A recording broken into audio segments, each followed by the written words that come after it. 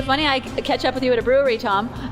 This Who is would have guessed? David Carlson. We're here at Wharf Brewery, and he and his wife Sarah own the brewery and also the restaurant. Three Tides, correct. Yeah, so talk a little bit about this brewery. I mean, this has a really cool feel in here.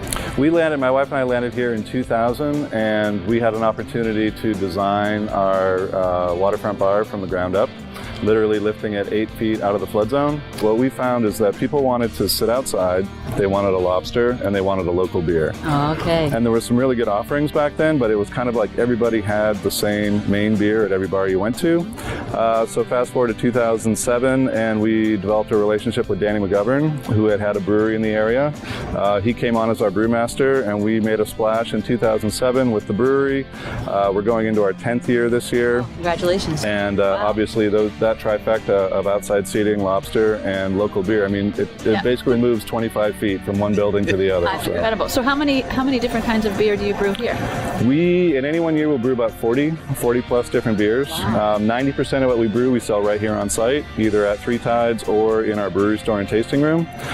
We're known for brewing some pretty big, strong beers. We're also known for using unusual ingredients. We use the seaweed, we use pemmican oysters in our oyster stout. Whoa! We have a coffee porter. Try that. We've done a chili beer. Interesting. It's just kind of one of those Tell things. me you don't have lobster beer. We have not. That was the one line that my brewmaster asked me not to cross. So you were asking about my shirt, the Maine Beer Box. This is a concept that happened about 3 years ago, the idea.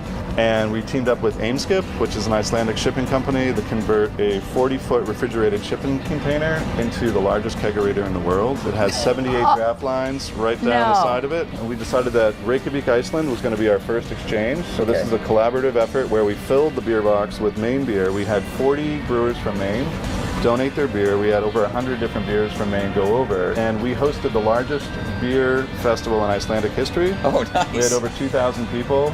The idea is it's an exchange. So we went over and we met all the Icelandic brewers. We invited them to be part of this festival. They all poured their beer along with our beer. Then we took that container and filled it with Icelandic beer, and it just landed this week in Portland. It cleared customs, and it's going to be at the Maine Brewers Guild Summer Session. You got to go to Portland. That's awesome. And that's what's really fun is that Aimskip was so happy with the results in Iceland that they have now committed to 5 more years, 5 more countries. So we'll announce very shortly what country we're going to next year. Oh, cool.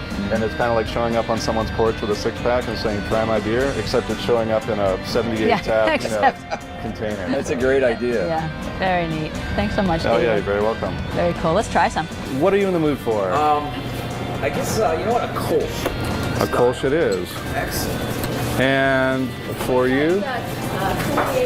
The 48 Cream Ale, that's a great choice. That's my birthday beer. Oh, really? I just turned 48 2 weeks ago, and we brew a cream ale in honor of that every year just in July.